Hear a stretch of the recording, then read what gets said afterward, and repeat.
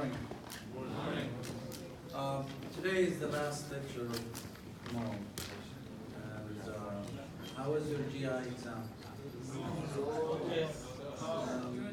I hate to tell you, but if you're thinking GI exam was hard, think again. Hopefully more will be easy. More will be hard. I'm telling you. The thing is, just the fact that all the questions are going to be new questions will make it really hard. This is a fact. The reason we were asked that all the questions to be new.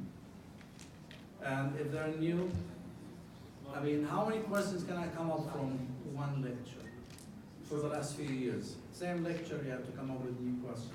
Usually when we put questions for a lecture, it's all general, info that we would like you to know. But if we cannot repeat the same questions, then we're in trouble, because how many questions can I come up with? So we have to dig deep. But the way I look at it, there are 15 questions that are extra hard. 15. But if you're faced with one of them, just always think of it's only 15. Just don't panic. That's my advice. Don't panic. 100. I mean, basically, but after 50 questions, believe me, your mind's going to be drained. It's 100 questions. With the SAQ or only the... There are 9 SAQ. So, what I'm saying, it is draining just to spend like more than 2 hours, 2.5 hours just for trying to answer the question. This will drain you. This is what makes it hard, is that there's so many. But also, again and again, I keep saying that there's a lot of, if you read the question, the stem is too long, but you'll see that the question is at the end. That's what you try to find, is what is the question. We always put just basically a scenario, but most of the scenarios is not even related to the question. So meaning that there's just simple question, you just answer it. Wouldn't expect you to diagnose, wouldn't expect you to know most of the symptoms, only the common ones, but always think of it this way. So hopefully we'll see you next semester. I'm optimistic that we will. We have Mole 2. And if you think Mole 1 is difficult, think again. This is just an appetizer for Mole 2. It is known. Biochemistry is the hardest subject in medical school. Guys, biochemistry is the hardest subject in medical school, not even genetics. But also think of it that most of the lectures you're having is going to be hopefully repeated for you in the next few years, so that it stays fresh. So hopefully when you do your exam, board exam, you don't have any problem with biochemistry. And this is what we got told from your colleagues who already have, this is the first batch since we started biochemistry. They said that they had no issue with biochemistry. The issue was in genetics and pharmacology. And this is the feedback we're getting right now. Anyway, today's lecture we're going to have 5 questions for you. I wrote these questions. So, free radicals is not, or reactive oxygen species is not a simple subject. This was my master and PhD thesis topic. And I've been doing research in free radicals, reactive oxygen species for 20 years. I'm going to try and simplify it for you, and I'm not going to get into the details. And as a matter of fact, this is a physiology kind of lecture rather than biochemistry lecture. If I'm going to make it biochemistry kind of lecture, it's going to be all pathways, which I'm not going to do. Just going to talk about simple things, the main pathway for free radical generation, and the antioxidant that we have in our body. And why is it that when we say there is, for instance, have you heard about iron overload or copper overload? You know, what is it? Why is it that we try not to overload our bodies with iron? Also, the recommendation right now for pregnant women, do you give them vitamins or you don't give them vitamins? In the Middle East, of course, we give everything. Why not? It's vitamins. US, we don't. Europe, we don't. Why? Because if we take too much of vitamins,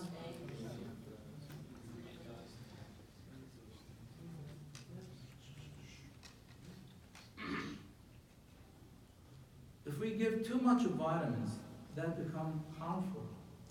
That includes vitamin C, vitamin E in particular. If you take too much of vitamin E, it could harm you as well. So it's either I talk or you talk, you pick.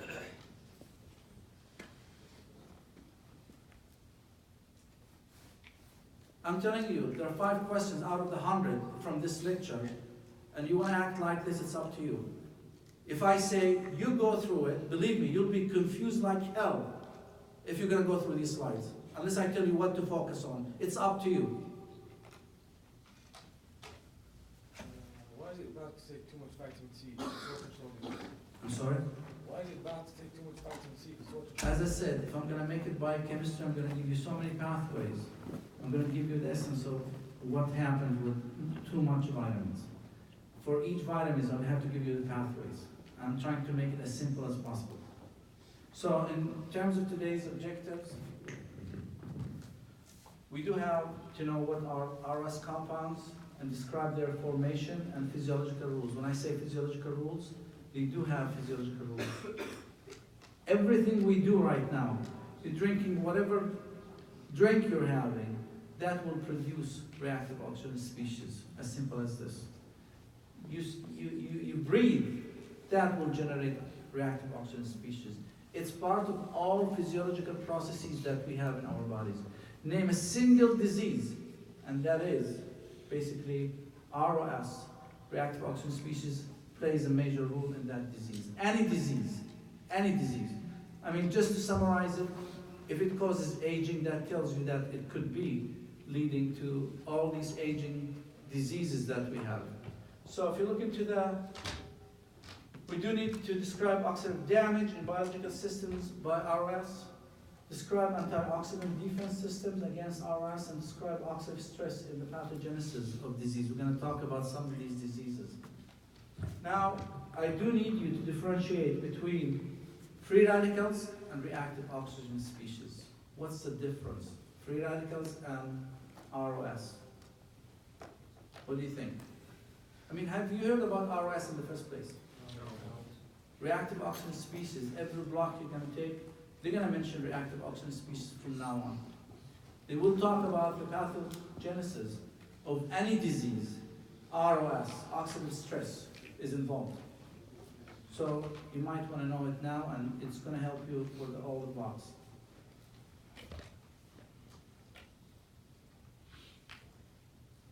So if you look into free radicals, when I say free radicals, it is any molecule containing one or more unpaired electrons. One or more.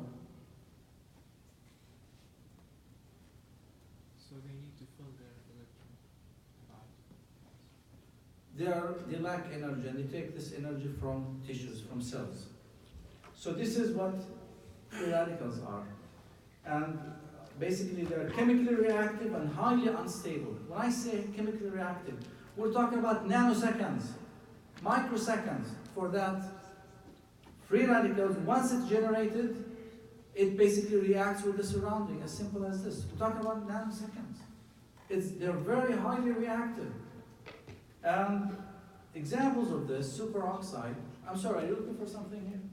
Yeah, I lost my evidence, so why don't you? I'm sorry, we have a class here. Yeah, I can go. Go.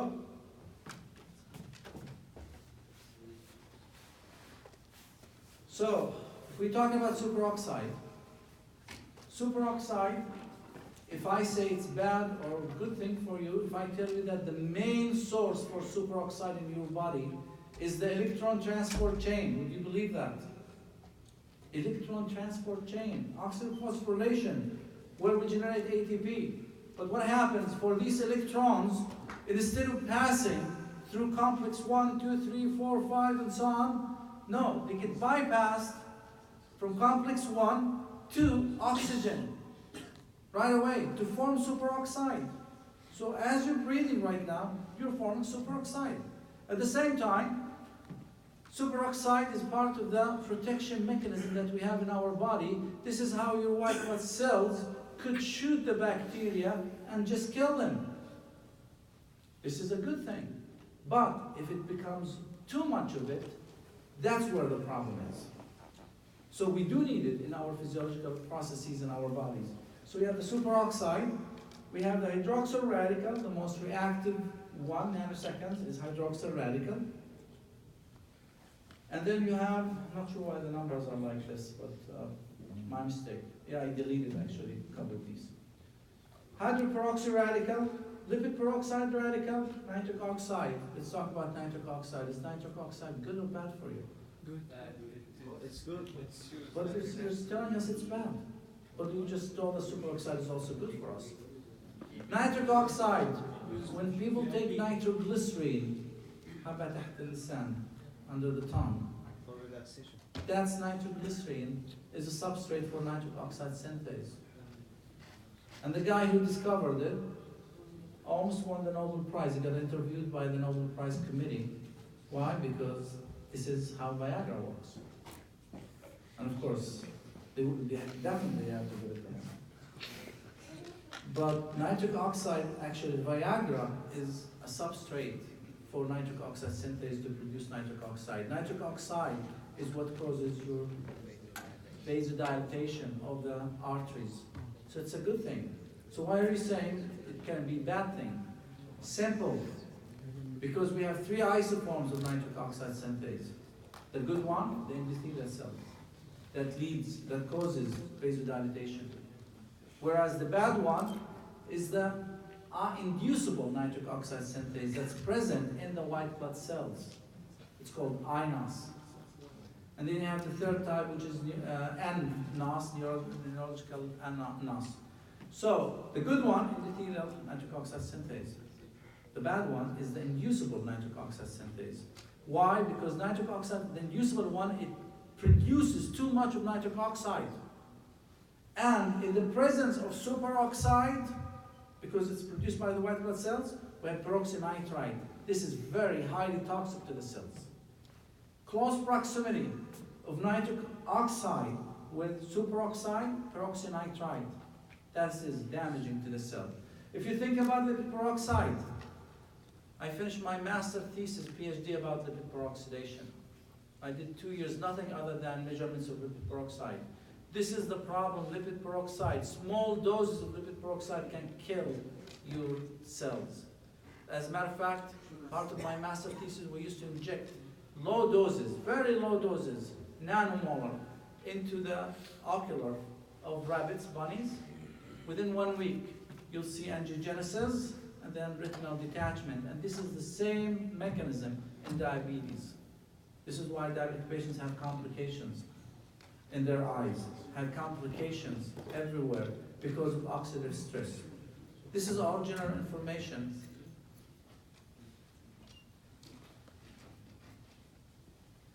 Next time, I'm going to ask people to walk out. Simple as this. This is my last warning for everyone. This is all extra information. I just wanted to mention to you that any disease you name will have oxidative stress. So what do I need to know from this? Well, we need to know the definition of free radicals. Properties of free radicals include they're very highly reactive, short half-life, we talk about nanoseconds. They do generate new radicals, and this is what we call chain reaction. So if you add lipid peroxide to a system, you'll see more lipid peroxide generated. It's like a chain reaction. If you have too much of superoxide, it will induce more superoxide generation. It could cause damage to biomolecules that include cells, tissues.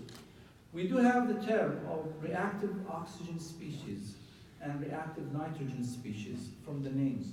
Reactive oxygen species have oxygen. Reactive nitrogen species have nitrogen. And we do need to differentiate between free radicals and reactive oxygen species. What is the difference between them? Simple. Reactive oxygen species, highly reactive molecules with oxygen as part of their structure. So highly reactive molecules with oxygen included in their structure.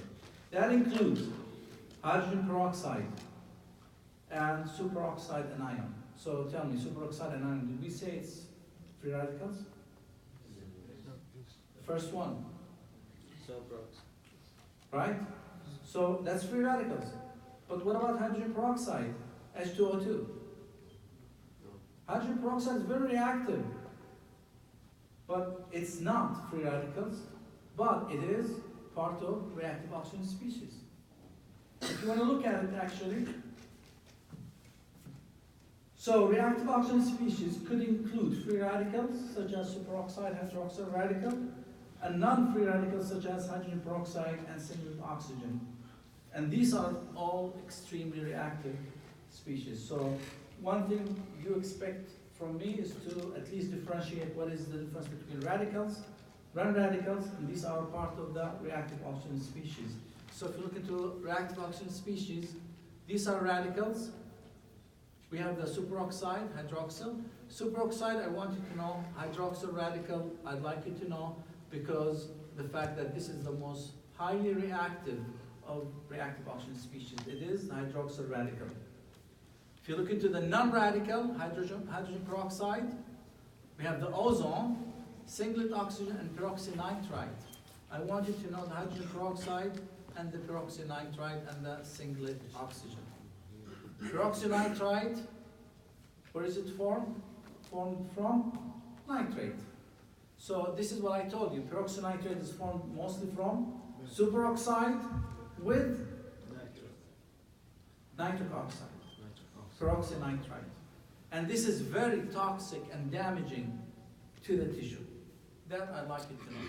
You'll hear a lot about peroxynitride, because it kills the cells. If you add peroxynitride, which is in our system, at slightly higher concentration, it kills your cells. Simple. Nitrogen radicals, we already talked about nitric oxide. We should know nitric oxide. And the half-life could go from 1 minute to nanoseconds. All what I want you to know is the fact that hydroxyl radical is the most reactive radical that we have, is the hydroxyl radical. That's all what I need you to know. The ones I just mentioned to you are the ones that I'd like you to know. Now, another thing in terms of the hydroxyl radical, how do we produce the most reactive free radicals in our bodies? Well, we do have reactions called the Fenton reaction and the Haber-Weiss reaction. You're going to hear a lot about the Fenton reaction. And when I ask you, when we take too much iron, why is it bad for us? This is the reason, right there. So what happens? Hydrogen peroxide, which is produced in our body normally, it occurs in almost all the cells. In the presence of high ferrous concentrations, this leads to the production of the most reactive free radicals, and that is hydroxyl radical. This is why we don't take too much iron, because if you have overload, that iron could produce hydroxyl radical, which could damage proteins, carbohydrates, lipid, membrane, cells. I mean, it could kill everything. That's why we don't take too much iron supplements. We have to control it. And this is because of Fenton reaction. The other reaction, the Haber-Weiss, where basically superoxide reacts with hydrogen peroxide to form hydroxyl radical. These are two key reactions that I'd like you to know. As I said, I'm not getting into pathways, and just one major pathway that I want you to know. Doctor, what does the dot next to the OH mean? What did we say about the free radicals? One or more unpaired electrons. It's an unpaired electron. And so the non-radicals would not have an unpaired electron? Yes. They're highly reactive, but they don't have unpaired electron. Okay? Now, the ferrous iron is an extremely reactive oxidant, and it's transported in the body bound to the proteins, basically, trying to minimize their damaging effect. Okay, I know that you haven't had the nucleotide degradation pathway, right? Have you had nucleotide metabolism? No. Okay, so you don't know what's the significance of xanthine oxidase. Skip it. What I want you to know is that we have an enzyme called NADPH oxidase, right there. Converts oxygen to superoxide. And where did we say that superoxide is mostly produced? In the mitochondria, electron transport chain. But also, superoxide is what the white blood cells use to kill the bacteria that's invading. It kills it by converting oxygen to superoxide, and this is by an enzyme called NADPH oxidase in the plasma membranes of these white blood cells. This superoxide will poke holes in the bacteria and kill the bacteria. And we're going to look into a condition where this is impaired. Deficiency of NADPH oxidase will lead to granulomas on these people because their white blood cells is impaired. They cannot kill the bacteria. So they have higher rate of infection, and we'll discuss this at the end. So if you look into NADPH oxidase, it's part of the plasma membrane, and it converts oxygen to superoxide. That I want you to know. Superoxide gets converted into hydrogen peroxide, H2O2. This is right there. This is the pathway I want you to know. Oxygen, superoxide, hydrogen peroxide, and water. This you already had. Does it click? Does it ring a bell? Pentose phosphate pathway. You have NADPH. Did you have the pentose phosphate pathway? Yes. And what's part of that? What do you produce from that? Ribose sugar and NADPH. And what do we utilize the NADPH for? Two things mainly. First thing, reductive synthetic power. But also, it is responsible for the protective system, which we said for G6PD deficiency. Right? What did we say about G6PD deficiency? You learned it. Malaria? Causes malaria? G6PD deficiency. When people take, for instance, we said flavabine. They have hemolysis. They have hemolytic anemia. Why? Because they don't have enough NADPH. As simple as this. Why? If they don't have NADPH, enough NADPH, what results in? Results in lack of protection, antioxidant system, which is glutathione. You should know about glutathione, right? Glutathione, what's the function? I mean, people take supplements of glutathione all the time. Would you take oxidized or reduced glutathione? Come on, I mean, GSH. Didn't we study this or not? GSH, what's GSH? Is it reduced or oxidized? Reduced, and what does it do? Neutralizes hydrogen peroxide. And if glutathione, this is the reduced form, it gets oxidized, and when it's oxidized, we have the glutathione reductase that utilizes NADPH that is generated from the pentose phosphate pathway, right? And as a result, if this is missing, meaning that G6PD deficiency, we don't have an NADPH, we don't have the reduced glutathione. As a result, what happens? We have too much hydrogen peroxide, which damages the RBCs. This is the mechanism of hemolysis that we find with G6PD deficiency. Am I mistaken? I mean, we did teach you this, right? Okay, maybe this is a review for you. So, the pathway I'd like you to know is the oxygen to superoxide and superoxide to hydrogen peroxide. This is done by an enzyme called SOD, superoxide dismutase. This is the only pathway I'm going to ask you to remember. SOD converts superoxide to hydrogen peroxide. Hydrogen peroxide gets converted to water by the enzyme catalase or glutathione peroxidase. So we have two enzymes here, catalase and glutathione peroxidase. So this is the only pathway I'd like you to know.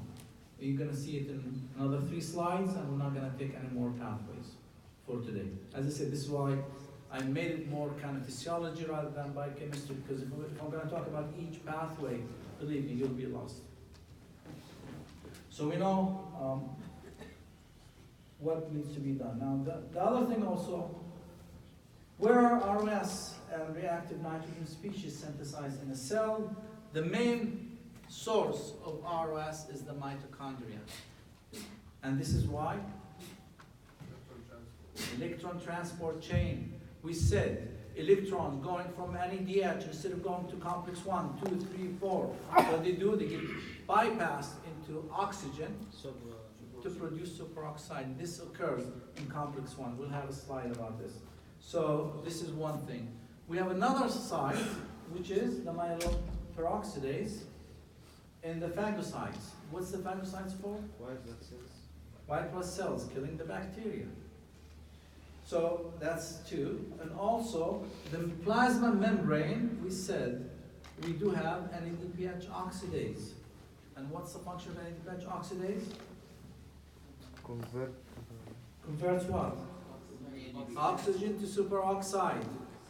And this is part of the physiology of white blood cells. So, when we say physiological production of ROS, what does it mean? The outcomes. The outcomes. Can you walk out? So what's the physiological production of ROS? It means it's normal. And we said about some of these physiological production of ROS. That includes the polymorph neutrophil, which are producing ROS to kill the bacteria. This is what we mentioned. Production of ROS could occur at slower rate, where basically the rate, wherever there is oxygen in high concentration, such as the RBC. So there is, even in our RBC, if there's high concentration level of oxygen, this leads to ROS production. And this is the problem when we have ischemia, reperfusion. You know what's ischemia, reperfusion injury? The myocardial infarction? Yes. We have ischemia, low oxygen level, right? So what happens with low oxygen level in the heart? Cells die, but actually when there's reperfusion, have you heard about the reperfusion injury? Yeah, What is reperfusion injury? when the blood supply goes back to the heart. And Blood so- supply? Yes, that causes damage. So we're talking about heart attack resulting from ischemia, low oxygen level. So when we basically get the oxygen back, the oxygen itself damages, causes more damage. This is why it's called reperfusion injury. Why? Because that oxygen that just basically reinstated, what happens? It leads to ROS production. As simple as this. And this is why we refer to it as reperfusion injury.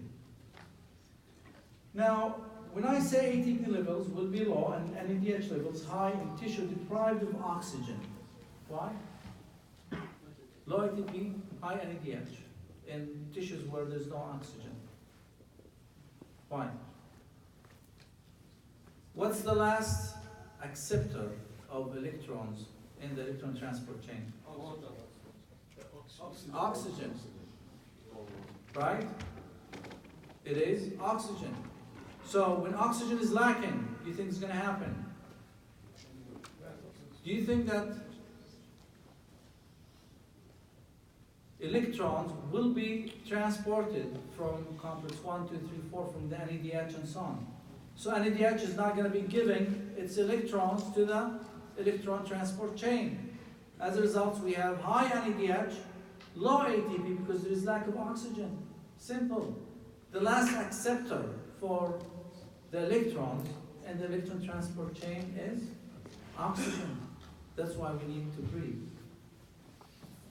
Now, in myocardial infarction, when oxygen is suddenly introduced, there is a burst of activity in the electron transport chain. There is a burst of activity. This leads to electron transport chain generating ROS.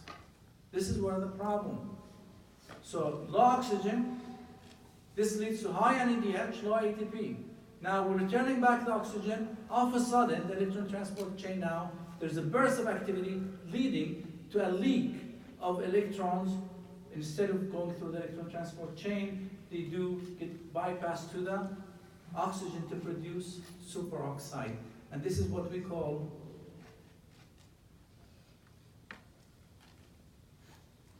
enjoying the view.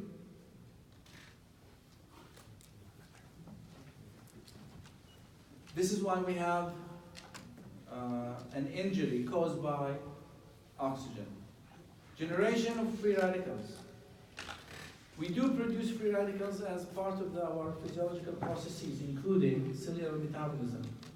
1 to 4% of the oxygen that we breathe will produce free radicals. And it is produced as a result of electron transport chain basically leaking.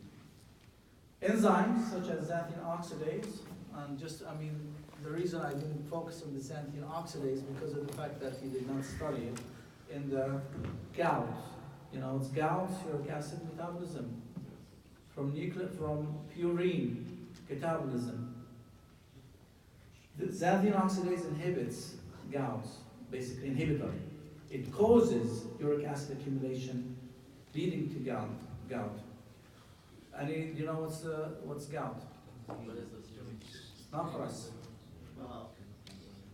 And this is because of uric acid accumulation. Xanthine oxidase inhibitors is what we prescribe to these patients with gout to block uric acid. I didn't focus on this, but I'm not gonna ask you about it in the exam because you didn't have the whole pathway. Macrophages, on the other hand, produce nitric oxide. What did we say about nitric oxide?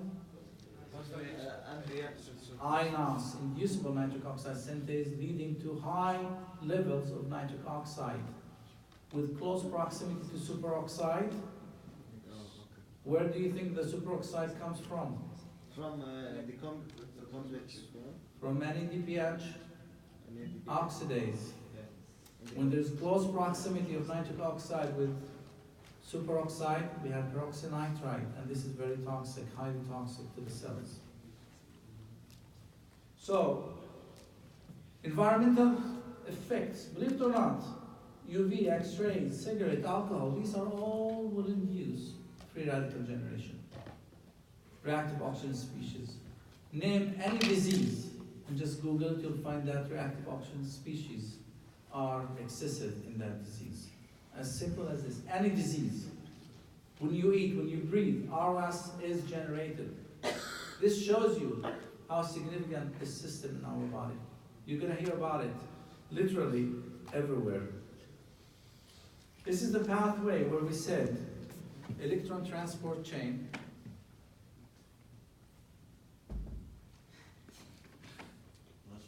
Is this your first time or you just left? This is my first time. No, what do you mean? No. No, I was here. I just went to the bathroom. Sorry. This is the electron transport chain. What did we say about the electron transport chain? NADH gives up its electrons, and these electrons get transported by complex 1, 2, 3, and so on.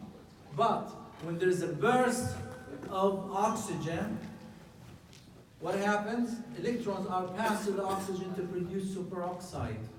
And this superoxide basically will leak, and this is the main source for reactive oxygen species in our body. Also, this is the pathway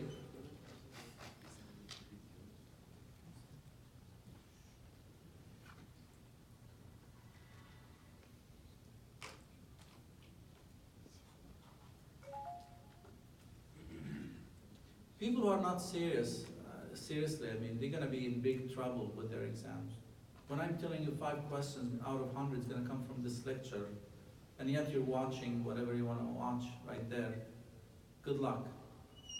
As simple as this. When you try to review it on your own, you'll be really messed up. You're going to spend so much time on a lecture. Honestly, if you pay attention, within 10 minutes you should be out of your system. And that's 5 out of 100. It's up to you. This is the pathway I ask you to remember. Oxygen. What is this one? Cheers. Oxygen to superoxide. And this is which enzyme? NADPH oxidase. Present mostly in the white blood cells as a protective mechanism. Superoxide gets converted to hydrogen peroxide by an enzyme called superoxide dismutase. So it's part of your defensive mechanism in your body. Hydrogen peroxide gets converted to hydroxyl radical, and this gets converted into water by catalase or glutathione system. That we already know. So basically, this is how we generate the superoxide in the electron transport chain. Superoxide is not only from the electron transport chain, although it's the main mechanism for superoxide generation, we do have the NADPH oxidase pathway. In this slide, all what I want you to know is the following, is that NADPH oxidase, I'm not going to ask you about the structure of it. I'm telling you right now. I will not ask you about the structure of it. Just NADPH oxidase plays a major role in production of oxygen. From where? From the name, NADPH. NADPH gets converted into superoxide. And it is part of the phagocytosis and the killing of the bacteria. So if I'm going to summarize the slide, basically it is NADPH oxidase produces superoxide and it's bactericidal. This is what I want you to know from this slide. I'm not going to ask you about the subunits. I have more than 25 publications just on the P47 of NADPH oxidase. And it plays a major role in so many diseases. Can you change your chair, please? Whoever is making that sound.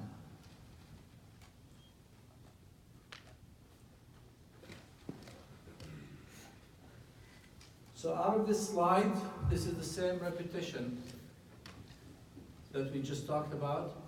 NADPH oxidase is bactericidal and it produces superoxide. This is what I care about.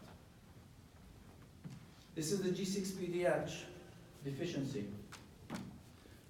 So this is the normal pathway. Glucose 6-phosphate, we produce pentose phosphate. This is the PPP pathway, right? Hexose 1-phosphate shunt, where G6PDH produces NADPH, right? NADPH, what does it do?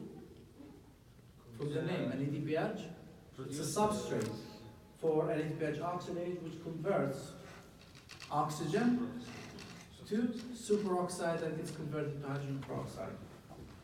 And that kills the bacteria. So even NADPH here, it's good because of the fact that we said bactericidal. This is how we can fight bacteria. But if there is a mutation here, what do you think is going to happen? We're not going to be basically repeated infection. I'm going to show you a condition syndrome where there is a mutation in the NADPH oxidase that results in repeated infections. So, exogenous sources of free radicals could be produced by UV, X-rays, gamma rays, chemicals, and so on. I'm not going to ask you to remember this slide. This is just an example of how much can be produced from the environment. Pesticides, chemicals, drugs, everything that we interact with will produce reactive oxygen species. This is just a small example of some of these. I'm not going to ask you about it, but this is for your information. As a matter of fact, Oxidative stress can be resulting from literally everything. Stress, just to let you know, fast food, this is from, I mean, I didn't make the slide, this is from a paper, but I published a paper about how fast food, Egg McMuffin, could be producing reactive oxygen species. And as a matter of fact, McDonald Foundation issued a statement against me. And I was actually happy to see that they even put McDonald's meal there. But everything you're taking, smoking, diet, alcohol, pesticides, everything is going to lead to oxidative stress. So, what happens with this oxidative stress? Well, we have oxidized proteins. We have oxidized lipids, especially the polyunsaturated lipid molecules of the cell membrane by lipid peroxidation. And I told you about the lipid peroxidation. As a matter of fact, the mitochondrial dysfunction, which leads to activation of stress responses and apoptosis, could contribute to defective insulin secretion and obesity. And this mitochondrial dysfunction could result from increased ROS generation. What do you mean by mitochondrial dysfunction? What happens? What's the main function that we rely on the mitochondria? Electron transport chain. So when this is impaired because there's too much of superoxide, superoxide itself damages the membrane in the mitochondria, leading to mitochondrial dysfunction that could lead to defective insulin secretion and obesity. This shows you that this process needs to be tightly controlled. We have proteins, lipids. Out of this whole slide, what do I need to know is simple. Consequences of lipid peroxidation that I just mentioned to you leads to structural changes in the membranes, including DNA damage and mutagenesis. This is what I want you to know from this slide, basically, is that lipid peroxide is very damaging to the tissue, including DNA, and could lead to mutagenesis. That's what I want you to know from this slide. Harmful effects of free radicals include, for the carbohydrates as well, could increase the susceptibility of proteins to the attack by free radicals, where we have glycated proteins, and nucleic acid DNA strands breaks, fragmentation of bases, and deoxyribose could result in cytotoxicity. As a matter of fact, I did a study where we collected sperm from diabetics and normal people. And in this study, we found that diabetic people have more oxidative stress resulting into oxidized DNA. There's oxidized DNA. And this is part of the infertility that is found with diabetes. So the oxidized DNA could result basically into infertility in diabetic patients, just to show you how bad these ROS are. Try to do a study where you ask people, can I get some sperm? And that was difficult, but in US it was easy. We just had to send a nurse and everyone was giving sperm basically. Diseases that are caused by free radicals. There's so many. Name a disease and it's right there. That includes cardiovascular diseases. Why? Because we have oxidized LDL. Everyone knows that oxidized LDL is bad for you. And that could lead to cardiovascular diseases. Cancers, because of the damage to the DNA. Inflammatory diseases. Respiratory diseases, damage to the endothelium in the lung. Diabetes, and this is one key area because all my work was about diabetes and oxidative stress. And one thing about diabetes, that when you have type 2 diabetic patients diagnosed, do you give him insulin? Initial stage of the disease. No, because his pancreas is normal. But after a few years, the pancreas shuts down. Why? Because the pancreas lacks an enzyme called catalase, and we know what's the function of catalase. Right? Converts the hydroxyl radical into water. As a result, because of the fact that the pancreas has low concentration levels, the free radicals generated in the pancreas destroys the pancreas because it's lacking the defensive mechanism stemming from the catalase.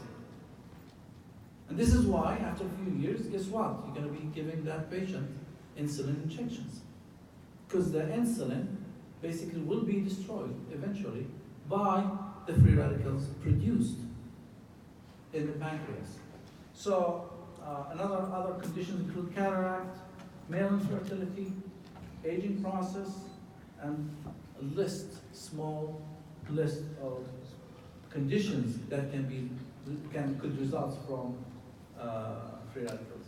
So basically, free radicals is involved in every disease. This is why you're going to hear about free radicals in every block, because of the fact that it causes literally every disease in your body. Here's an example of an ADPH oxidase deficiency or G6PD deficiency. You know about G6PD deficiency, right? We know 40% of Kurdish people are going to have G6PD deficiency. So what happens with them? It's going to be recurrent infection. They're susceptible to infection by so many bacteria. And these are just examples of the granulomas they're going to have because of G6PD deficiency or NADPH deficiency. When there's NADPH oxidase deficiency, when there's NADPH oxidase deficiency or mutations, the bacteria cannot kill, the white blood cells cannot kill the bacteria. Medications. All what I want you to know from this slide is that any medication you're taking, including Panadol, Tylenol, leads, if you take too much of it, into oxidative stress. This is just a summary of this slide. And I put some examples, NSAIDs and all other drugs, medications. Any medication would lead to ROS generation, but if you're taking too much of it, this will lead to oxidative stress. There should be a balance between free radicals, oxidative or reactive oxygen species, and the antioxidants. And we do have a lot of antioxidants. That includes the SOD, vitamin E, catalase, glutathione system, the antioxidants, flavonoids, and carotenoids. So basically, these are some of the antioxidants with tilting of the balance towards higher reactive oxygen species. This leads to so many diseases, including aging. Defense, how do we protect ourselves against ROS? Well, we talked about the SOD and we talked about the catalase, right? We have them in every cell, and what's their main function? In terms of the RBCs, what did we say about the RBC? We have iron, NADPH, which is needed for glutathione system that protects us from hydrogen peroxide. If there is no glutathione, NADPH is needed to convert the oxidized glutathione to reduced glutathione. Reduced glutathione is needed to inactivate the hydrogen peroxide. And if there is no such system, defensive system, the glutathione system, what happens to the RBCs? They get lost. So if you were to buy glutathione, are you going to order oxidized or reduced glutathione? Reduced glutathione. Simple. So people who have G6PD deficiency, would you recommend what type of supplements? Reduce glutathione to protect them, to protect RBCs and prevent hemolytic episodes. These are for patients with G6PD.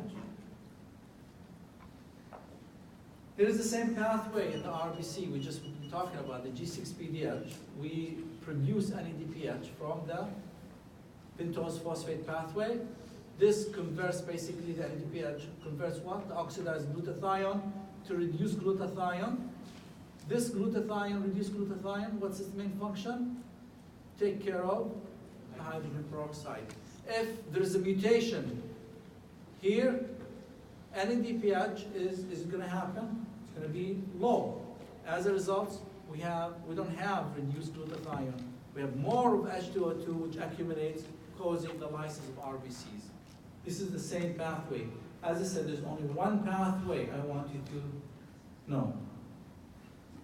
Finally, the antioxidant defense includes so many things that we could use clinically, including anti-inflammatory agents, nitric oxide synthase inhibitors, metal chelators, NADPH oxidase inhibitors, xanthine oxidase inhibitors. These are clinically utilized as antioxidants.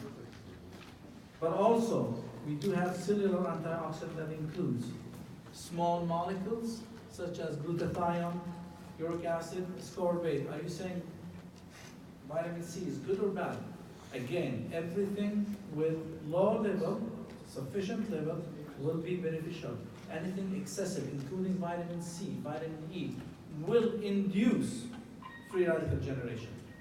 This is why the recommendation for pregnant women, do we give them vitamin supplements?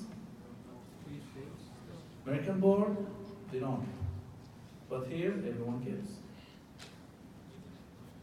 What's the replacement of vitamins? What should we give? We don't give them vitamins. So what should we give? The only thing you give them, folic acid. And some iron. But even the iron has to be controlled. If you give them too much vitamins, I mean, my wife was crazy about vitamins. She was reading about vitamins, levels, concentrations, and this and that. And she goes to US and they tell her you're not supposed to take. And she comes here, oh, you have to take vitamins. Just so confusing. The problem, I mean, if you don't see deficiency, don't give her the supplements. But if you see deficiency, I mean, if she has good nutrition, that should be enough. But if you notice the deficiency, then you give her. But if you don't, there's no need.